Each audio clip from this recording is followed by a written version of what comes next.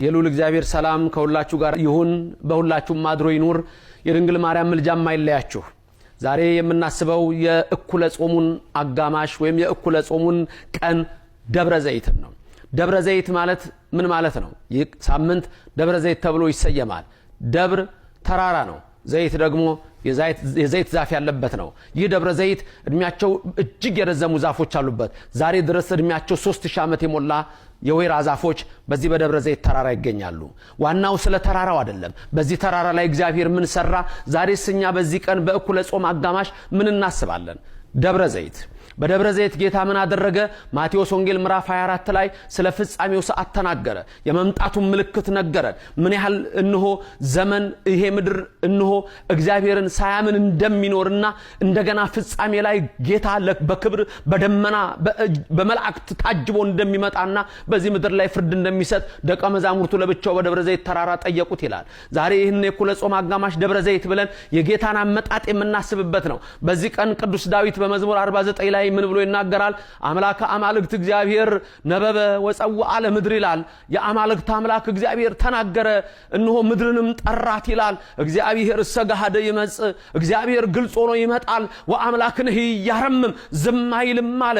ያኔ እንደመጣ እንደተተፋበት፣ ያኔ መጥቶ እንደተቀለደበት፣ ያኔ መጥቶ እንደተሰቀለ፣ ያኔ መጥቶ ልብሱ እንደገፈፉት፣ ያኔ መጥቶ ተጠማው ቢል ሐሞትና ከርቤ እንደሰጡት፣ ያኔ የሾህ አክሊል እንደደፉበት፣ ያኔ እጆቹን እንደቸነከሩ፣ ያኔ እግሮቹን እንደቸነከሩ፣ ያኔ ጎኑን እንደወጉት፣ አሁን ግን ዝም እንዳለ ያኔ አሁን ግን ዝም አይልም። ዮሐንስ አፈወርቅ እንዲህ አለ፣ ምን አይነት ትዕግስት ነው! ቀንድ እያለ የማይዋጋ በግ ምን አይነት ትዕግስት ነው! በሸላቾቹ ፊት ዝም የሚል አለ።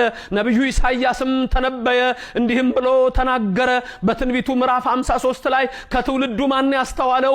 እንደተቀሰፈ ቆጠርነው፣ እኛ ግን አላወቅነውም። እሱ ግን ስለ ሁላችን መተላለፍ ቆሰለ፣ እኛ ተቀበዝብዘን ነበረ፣ በሱ መገረፍ በሱ ቁስልኛ ተፈወስን። ይሄን ግን ከትውልዱ ማን አስተዋለ እያለ ተናገረ። አዎ እርሱ በቀራንዮ አደባባይ የተሰቀለው የአማልክት አምላክ እግዚአብሔር ኢየሱስ ክርስቶስ ነበረ። እሱ እነሆ ያኔ ዝም እንዳለ አለ። አሁን ሲናገር ዳዊት ወአምላክንህ ያረምም ዝም አይልም፣ ለፍርድ ይመጣል። ዝም አይልም ማለት ነው ጻድቃንን በቀኙ ኃጥአንን በግራ ያቆምና ዝም አይልም።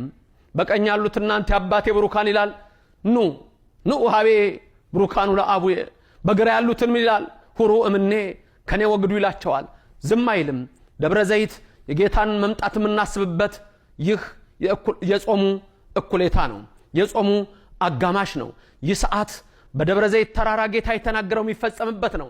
ዛሬ ምድራችን ረክሳለች፣ ምድራችን ቆሽሻለች፣ ምድራችን አድፋለች። በዚህ ሰዓት ዮሐንስ በራእዩ ይገልጸዋል። ያኔ በዳንኤል የመጽሐፉን ቃል ትንቢቱን ዝጋው አትመው ያለውን ለዮሐንስ ደግሞ ለባለ ራእዩ ምን ይለዋል?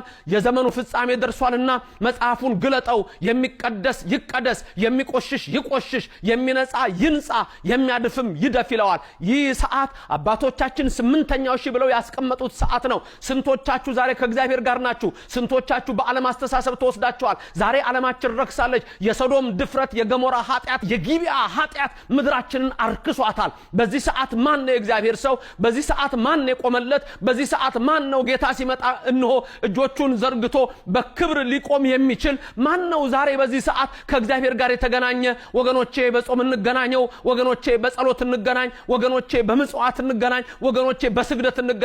ያለቀ ዘመን ላይ ያለ ነው። ምድራችን ፈጽማ አርጅታለች፣ ወደ መጽአትም ፈጥናለች። በዚህ ጊዜ ውስጥ ልንድን የምንችለው እግዚአብሔርን አምነን በአንዲት እምነት ስንጸና ብቻ ነው። አይቀርም የተነገረው ትንቢት ሁሉ ደርሷል። ድንግል ትወልዳለች፣ ወልዳዋለች።